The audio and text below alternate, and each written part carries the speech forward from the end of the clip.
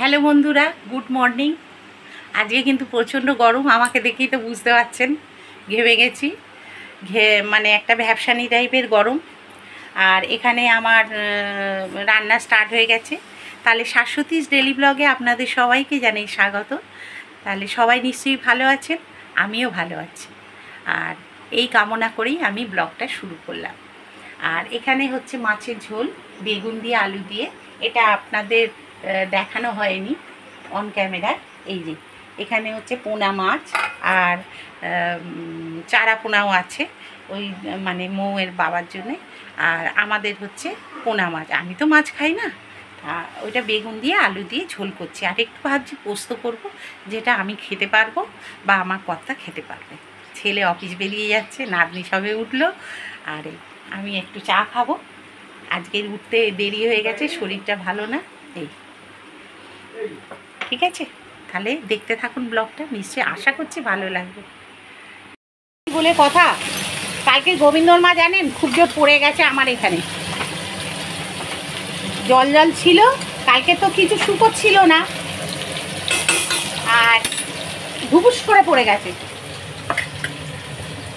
কোমরে লেগেছে, বয়স হয়েছে তো, যদি এক্ষুনি লেগে টেগে যেত কি হতো, আমার কাজ বন্ধ হয়ে যেত আর বুড়ি পড়ে থাকতো, কোমর ভেঙে আমার হয়ে যেত ঠন টন টন টন।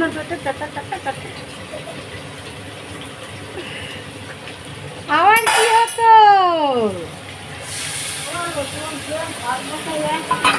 হ্যাঁ 700, হ্যাঁ ওরকম এখন তো কম দামে পাওয়া যাচ্ছে অনলাইনে। অফার কিনা জানি না, ও অফার সব সময়তেই ফ্লিপকার্টেও থাকে, অ্যামাজনেও থাকে, বুঝেছো? ও কোনো ব্যাপার না। তুমি কিনে কি করবে? ওই ঘর মুছতে হবে না, তোমার এমনি। এখানে বন্ধুরা দেখুন আলু ডাঁটা পোস্ত করছি। এখানে ওই টমেটোটা কেটে দাও তো বন্ধুমা। আলু ডাঁটা এখানে পোস্ত করছি। আর ওখানে মাছের ঝোল তো হয়ে গেছে, এই দেখুন মাছের ঝোল হয়ে গেছে। আর ভাতটা বসাবো, তাড়াহুড়ো করছি। আর পটল একটু ভাবছি ইয়ে করব। এখানে গোবিন্দর মা দেখুন আমার একটু পটল আর বেগুন কুটে দিচ্ছে। উচ্ছে কাটতে হবে না নাকি? উচ্ছে রসা করবো একটু। টমেটোটা দিয়ে দিই এর মধ্যে, ভাল লাগবে। দিয়ে দিলাম, এটা হোক। এই পটলগুলো কেটে দিয়ে দেবো? দিয়ে দাও, দিয়ে দাও, রেখে দিয়ে লাভ নেই, শুকিয়ে যাচ্ছে এগুলো সব পরিষ্কার। তুমি পাউরুটি খেয়ে নাও। বন্ধুরা কালকের ওই যে বেরিয়েছিলাম, ব্লগটা দেখাবো, ওইটা ব্লগের মধ্যে দেবো। আর কালকে একটু বেরিয়েছিলাম, বেরিয়ে একটা ওয়ার্ড্রপ, দুটো ওয়ার্ড্রপ কিনেছি। একটা হচ্ছে সেই বলছিলাম ওয়ার্ড্রপ কিনবো, তা ওয়ার্ড্রপ কিনেছি। সেই একটা হচ্ছে জামা কাপড় রাখবো বলে কিনেছি, আর একটা হচ্ছে সিঁড়ির তলায়, দুটো কিনেছি। তা এখন সেট টেট করবো, তারপরে আপনাদের দেখাবো ফাইনাল লুকটা। এখন কিচ্ছু দেখাবো না, হ্যাঁ সব সেট করে সুন্দর করে সাজিয়ে নেব, নিয়ে তারপর আপনাদের দেখাবো। তাছাড়া এমনি দেখালে ভাল লাগবে না, ঠিক আছে? তাহলে এই হচ্ছে ব্যাপার। এখন খেলাম রুটি আর মাখন দিয়ে একটুখানি রুটি খেলাম, কারণ কিছু খাবার সেরকম ছিল না, তরকারিপত্র, ওই জন্যে মাখন একটু মাখিয়ে নিয়েছি। নিয়ে চিনি টিনি দিইনি, কিছুই দিইনি, শুধু একটু মাখন মাখিয়ে রোলের মতো করে, ছোটো বয়সে খেতাম না আমরা, হ্যাঁ রোলের মতো করে পাকিয়ে তারপর গুড় লাগিয়ে মারা দিত, গুড়টাকে রুটির মধ্যে মাখিয়ে দিত, সেটাকে রোল করে খেতাম, তাই না? কে কে খেয়েছেন মনে করে আমাকে বলবেন কিন্তু, হ্যাঁ কমেন্টে জানাবেন কার কার ভালো লাগতো। আমি তো খেতাম, তারপর স্কুলে দিয়ে দিত, ওইভাবে খেতাম। আমাদের সময় না অত খাওয়ার ব্যাপারটা অত রকম ছিল না। স্কুল থেকে এসেই ভাত খেতাম, যা হোক পেতাম, ডাল, বাঁধাকপির তরকারি টরকারি যা মা দিত তাই খেয়ে নিতাম। আর স্কুল থেকে এসে ভাত খেতাম, রাত্রির বেলা হয়তো ভাত খেতাম কি রুটি খেতাম। আচ্ছা, দুধ খেতে চাইতাম না বলে মা বাবার ভয় দেখে দেখে দুধ খাওয়াতো। তারপরে এই সব হতো। তারপরে টিফিন ওই সব মুড়ি চানাচুর টিফিনে দিয়ে দিত, ওই সব খেতাম। আজকালকার বাচ্চারা মুড়ি চানাচুর নিয়ে যাবে বলুন? কেক নেবে, পেস্ট্রি নেবে, তারপর ফ্রুট কেক নেবে, তারপরে চাউমিন নেবে। আমাদের সময় ওইসব চাউমিন ওইসব করে টোরে দেওয়ার মতো মায়েদের সময় ছিল না। সংসার বিশাল বড়, সেই সংসারে কাজকর্ম করতে করতেই মায়েদের সময় চলে যেত। তা ওইসব কখন করে দেবে? পরোটা রুটি এগুলো করে দিত, ওগুলো খেতাম। পাউরুটি টোস্ট করে দিত, এইগুলো নিয়ে যেতাম। কিন্তু ওই সব করে দেওয়ার মতো মায়েদের সময় ছিল না। আর আমাদের সময় ম্যাগি কোথায়? আমরা তখন একটু বড় হতে তখন ম্যাগি ট্যাগিগুলো উঠেছে, তাছাড়া ম্যাগি ট্যাগি ওইসব কোথায় ছিল? ওইসব ছিল না। এখন নতুনত্ব সব উঠেছে, কিন্তু এখন খাওয়া বারণ। সুগার হয়ে গেছে, প্রেশার হাই হয়ে গেছে, কোলেস্ট্রল হাই হয়ে গেছে, কি করে খাবো? সব খাওয়া বারণ। যখন পয়সা হলো তখন খাওয়া দাওয়া বন্ধ, আর যখন পয়সা ছিল না তখন মুখের সামনে কত খাওয়ার, কিন্তু খাওয়ার ক্ষমতা ছিল না। বিয়ের পরের কথা বলছি। আমাদের শ্বশুরবাড়ির বিশাল কিছু অবস্থা ছিল না, হ্যাঁ, কিন্তু আমার বাপের বাড়ির বিশাল অবস্থা ছিল। হ্যাঁ, ওখানে কোনো অসুবিধা হয়নি। 17 বছর বয়সে বিয়ে হয়ে এখানে চলে এসেছি, মানে 17টা বছর ওখানে খুব আরামে কাটিয়েছি। তারপরে শ্বশুরবাড়িতে এসে আরামে যে কাটাইনি সেটা বলবো না। আরাম মানে কি, আরাম তো আর বলা যায় না। শ্বশুরবাড়িতে কেউ আরামে কাটায় এ কথা কেউ বলতে পারবে না। তা কাজকর্ম না করলে কি আর আরাম আপনাকে কেউ দেবে? হাতে করে ধরে সে কেউ দেবে না, সেই জন্যই বলছি। তা সে যাই হোক, এবারে ব্যাপারটা হচ্ছে খুব কষ্ট করেই আমাদের চলতো শ্বশুরবাড়িতে। আমার কর্তার শুধু রোজগার ছিল, আর আমার শ্বশুরের যা রোজগার ছিল সেটা দিয়ে সংসার চলতো না। আর গরুর দুধ বিক্রি করে ওই মা হয়তো যেটুকু পয়সা করতো সেগুলো হয়তো সংসারে দেওয়া হতো। আর দুই দেওর সেইভাবে চাকরি বাকরি করতো না। আমার ছোটো দেওর তখন কলেজে পড়তো, আর মেজো দেওর একটা সবে অ্যাপেন্ডিক্সে সবে ঢুকেছে, তখন পয়সা কড়ির ব্যাপার ছিল না। আর আমার কর্তার উপর দিয়েই এইটা সবটাই সংসারটা চলতো, ওই একা আর কি সংসারটা চালাতো। যাই হোক, এইভাবেই চলতো। আর তা আমাদের তখন বিলাসিতা করার কি আর সময় আছে? পুজোর সময় একটা ব্লাউজও কেনার ক্ষমতা ছিল না, একটা শাড়ি তো দূরের কথা, বুঝলেন? তাই এই হচ্ছে ব্যাপার, দুঃখের কথা। কিন্তু কি বলেন তো, শান্তিটা ছিল। আমরা সবাই একসঙ্গে সন্ধ্যেবেলা মুড়ি টুড়ি মেখে খুব খেতাম, সব দেওরা মা বাবা সবাই মিলে আমরা বসে এইসব খেতাম, এই করতাম। কিন্তু তবুও অনেকটা শান্তি ছিল। এখন যে যার মতো পয়সা হয়ে না, সেই শান্তিটা কিন্তু আর নেই, জানেন তো? এই শান্তিগুলো কোথায় যেন হাপিস হয়ে গেছে। যাই হোক, অনেক কথা আপনাদের সঙ্গে গল্প করে ফেললাম, শেয়ার করলাম। ভালো লাগলে কমেন্ট করবেন। যাই দেখি পোস্তটা কী খবর। দেখুন বন্ধুরা, মাইক্রোওভেনটা এইখানে সেট করেছি, এই ক্যাবিনেটটা এইখানে দিয়ে দিয়েছি রান্নাঘরে। জায়গাটা একটু শর্ট হয়েছে, কিন্তু এর মধ্যে প্রচুর জিনিসপত্র রেখেছি যেগুলো খুব অসুবিধে হতো। আলো নেই তো, দাঁড়ান। কারেন্ট থাকে না জানেন আমাদের এখানে একদম কারেন্ট থাকে না। এই যে এইসব কৌটো ফৌটো, চুবড়ি, বিস্কুট, এই সবগুলো রয়েছে এখানে রেখে দিয়েছি। এটার মধ্যে এই যে কড়া, মিক্সির এটা জারটা, এগুলো রেখে দিয়েছি। আর এইখানে উঁচুতে মাইক্রোওভেন, আর এই যে টোস্টারের এটা এখানটা রেখেছি। এই জল টল ভরা হবে, গ্যাস ট্যাস সব মোচা হয়ে গেছে। কি করছে? আচ্ছা, আর এই দেখুন বেশ, আমাকে কি অবস্থা, এই অবস্থাতেই তুলছি। এই দেখুন, এইখানে এই ক্যাবিনেটটা কাল কিনেছি, এই যে ফাইবারের। আর একটা এই দুটো কিনেছি ক্যাবিনেট, আর এইটা পাশে তো এটা থাকে, এটা ওষুধ বিষুধ এগুলো রাখা হয়। আর এই পাউডারটা কে রাখলো? আচ্ছা, এইখানে গোপালের শোয়ার জায়গা হয়ে গেছে। আচ্ছা, এই হচ্ছে ব্যাপার। আবার একটু গোছানো গাছানো হবে, এখনও কমপ্লিট হয়নি। এখানে এই যে মেয়ের জামা, মানে নাতনির জামা, তারপরে এখানে নাতনি, এখানে আমার পরার সব টুকটাক যেগুলো সেগুলো রয়েছে এইখানে। ওই নাইটি, তারপর চুড়িদার এগুলো রয়েছে। কেমন হয়েছে বলবেন বন্ধুরা, ভালো হয়েছে কি না, কে কোথা থেকে কমেন্ট করছেন আমাকে একটুখানি জানাবেন। ঠিক আছে, এই হয়েছে কেনা। আর রান্না তো জানেন। এবার খেতে বসবো। হ্যালো বন্ধুরা, গুড ইভিনিং। আজকে সন্ধেবেলা,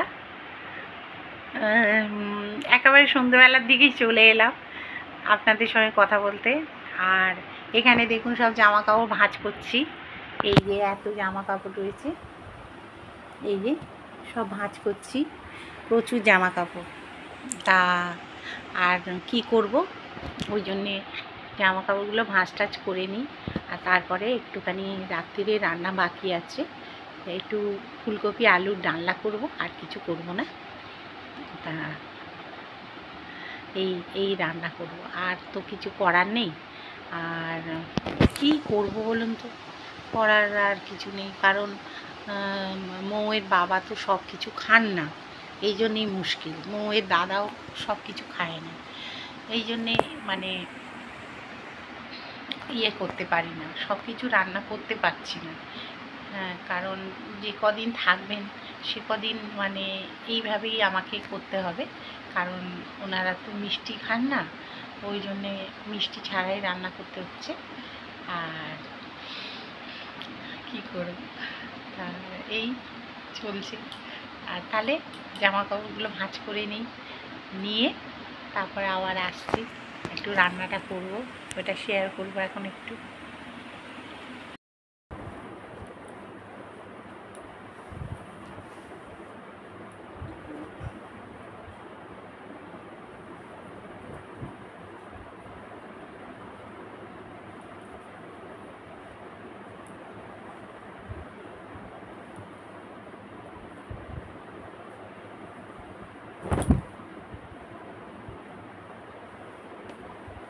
আজকের অনেক কটা জামা কাপড় জানেন তো,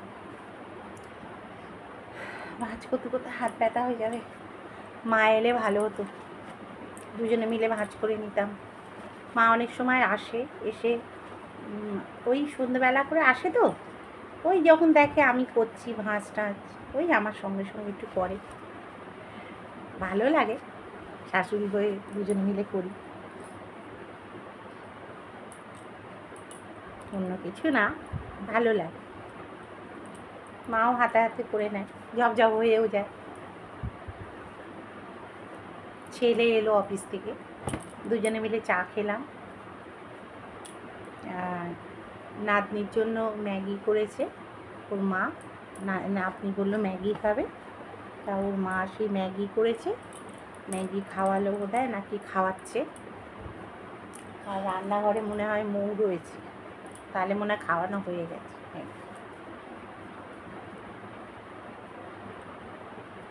দেখি, আমার কর্তা তো যথারীতি দোকানে চলে গেছে।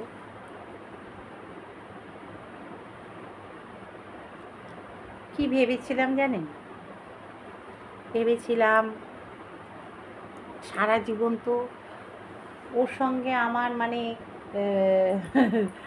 ছাড়াছাড়িটাই মানে বেশি। ছাড়াছাড়ি মানে কি বলুন তো, মানে ছাড়াছাড়ি মানে ডিভোর্স এইসব ভাববেন না, মানে দেখা সাক্ষাৎটা কম হয়। মানে ও ধরুন বেরিয়ে যায়, আগে পার্টি ফার্টি করতো, আগে ওই সব নিয়ে ব্যস্ত থাকতো, তারপরে আগে তবলা বাজানোর ব্যাপার স্যাপার থাকতো। বিয়ের পর ওর সঙ্গে আমার সেই রাত্রিরে দেখা হতো, অফিস থেকে আসতো, আসার পর একটুখানি দেখা হতো, তারপরে আবার ও বেরিয়ে যেত।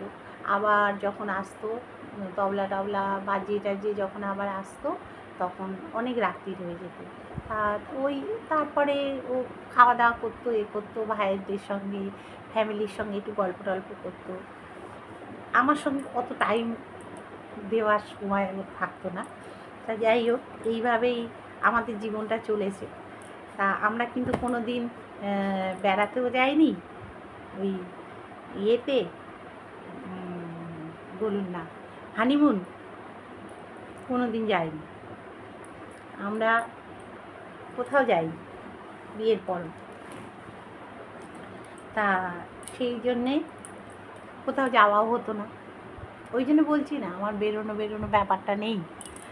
আমার কথা খুব একটা নিজেও বেরোয় না, আর মানে খুব একটা বেরোনো পছন্দও খুব একটা করে না। আর তারপরে তখনকার ব্যাপারটা কি বলুন তো, টাকা পয়সারও তো একটা ব্যাপার ছিল, সেই হয়ে উঠতো না, এই আর কি। তা যাই হোক, যে কথার মধ্যে অন্য কথা এসে গেল। ভেবেছিলাম ও যখন রিটায়ার হবে তখন আবার দুজনে একসঙ্গে বসে গল্প করব, একসঙ্গে খাবো, এই সব, চা খাবো, বেশি কিছু না, চা খাবো, গল্প করব, দুজনের মতো একটু ঘুরতে টুরতে যাবো। এই ঘুরতে যাবো মানে একটু বাইকে করে ঘুরলাম, একটু এই রকম আর কি, এইটা ভেবেছিলাম। কিন্তু সেগুলো আর হয়ে ওঠে না, সত্যি কথা বলতে। আরও সময়ও নেই, এখন দোকান করে ফেলেছে, আর তো ব্যাপারই নেই, ঘরে বন্দি, আশায় মরে চাষা। আর একাই থাকি। তারপরে এই দেখুন না, দোকান থেকে আসবে, এসেই আবার চলে যাবে, ও ছাড়া তো করার কেউ নেই, ছেলে ওসবগুলো করে না। ও আবার এসে আবার যাবে, মালঞ্চে চলে যাবে, মালঞ্চে গিয়ে ওখানে মানে বাজারে চলে যাবে, বাজারে গিয়ে আবার রুটি, তারপর সংসারে যা যা দরকার জিনিস সেগুলো আবার কিনতে যাবে, আনবে। এই আমার লাইফ। যদি কোনো দিন হয়তো বললাম যে চলো একটু কোথাও ঘুরে, এই একটু বাইক নিয়ে একটু ঘুরে আসি, একটু বেরোই, হয়তো বললাম, ওই তখন ওর যদি কোনো কাজ থাকে তাহলে আর বেরোনো হয় না। আর এখন দোকানের কাজ, তাহলে আর বেরোনো হয় না।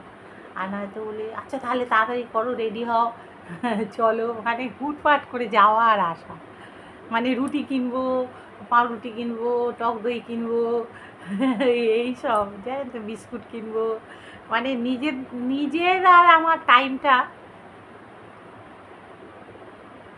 আমার আর হয় না, সত্যি কথা। যাক, সেটা কোনো দুঃখের ব্যাপার নয় বা কষ্টের ব্যাপারও নয়, এইটা সব কিছু হচ্ছে এইটা। এই 3 আঙুলের মধ্যে যা থাকবে সেটাই আপনারা হবে। সময় পাই না তো কি হয়েছে, আপনারা তো আছেন, আপনাদের সঙ্গে সময় কাটছে। এই লাইনটা এই জন্যে বেছে নিয়েছি আমি, যে একটা কিছু করতে হবে আমাকে, যে জায়গাটায় আমাকে আমার বন্ধুরা অন্তত ভালোবাসবে। আমার বর যে ভালোবাসে না সেটা আমি বলছি না, কিন্তু যথেষ্ট ভালোবাসে, না হলে এই 34টা বছর আমি কাটিয়ে দিলাম কি করে বলুন।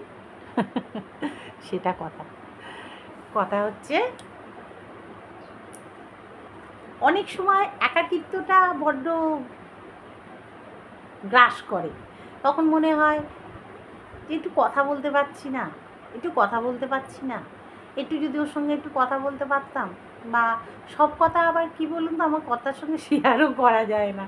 ও আবার মানে একটু রাগী লোক তো, একটু রেগে টেগে যায়, বা এইসব ব্যাপারে ও খুব বিরক্ত হয়। মানে ওর সঙ্গে সব কিছু শেয়ার করবোটা কখন বলুন তো, তো থাকেই না, মানে সব সময়তেই তো ব্যস্ত। এই যে ঘুম হলো, দুপুরবেলা খাওয়া দাওয়া, এলো 1:30 2টোর সময় ধরুন এলো, আবার এসেই আবার এই বেরিয়ে চলে গেল, এই এলো, এসে চান টান করলো, একটু নাতনির সঙ্গে খেলা টেলা এইসব হলো, তারপর হুড়দাঙ্গা করে খাওয়া দাওয়া হয়ে গেল, হয়ে গিয়ে তারপরে শুতে হবে, এই আমার বিকেলে উঠতে হবে, এই সব হবে, হয়ে তারপরে ও একটু ঘুমিয়ে পড়লো, আমিও নাতনিকে নিয়ে একটু শুয়ে পড়লাম, তারপরে ও ওর মতো বেরিয়ে চলে গেল, আমি আমার মতো এইসব কাজ বাজ, রান্না বান্না, সংসার, চলে গেলাম, আবার ঢুকে পড়লাম। আমার হচ্ছে এই জীবন, এই জীবনে আবার ঢুকে বললাম, এই সব করি আর কি, বুঝেছেন? তাই জন্যে এই পথটা বেছে নিয়েছি যে আপনাদের সঙ্গে তো গল্প করতে পারবো, একটু গল্প করতে করতে কাজ করতে পারবো। সবার জীবনে কি সব কিছু হয় বলুন? হয় না। তার জন্যে সময়ের দরকার, সময়ের মানুষের বড় অভাব, বুঝেছেন? জীবনটা বড্ড ছোট, বড্ড তাড়াতাড়ি আমি মনে হয় যেন চলে যাব, আমার যেন মনে হয়। ওই জন্যে তাড়াতাড়ি যেন সব কাজ সেরে ফেলতে পারলে আমি যেন বেঁচে যাই মনে হয়, যে তাড়াতাড়ি করে সব কাজটা সেরে ফেলি। তো জীবনটা তো আমার বড্ড ছোট, আমি যদি না করতে পারি, সময় না পাই করে রাখি, এইটা মনে হয়। যাক, ঠিক আছে, অনেক কথা বললাম আপনাদের সঙ্গে। আচ্ছা বন্ধুরা, জামা কাপড়গুলো সব গুছিয়ে নিয়েছি, গুছানো চলছে, আর আপনাদের ডিস্টার্ব করব না, বেশি কথা বললে বড্ড কথা বেড়ে যায়। আর তাহলে আজকের মতো এখানেই আমি ব্লগটা শেষ করছি। সবাই ভালো থাকবেন, সুস্থ থাকবেন, আর আমিও ভালো থাকবো, সুস্থ থাকবো, নয়তো কালকের আপনাদের সঙ্গে আবার মিট করব কি করে বলুন?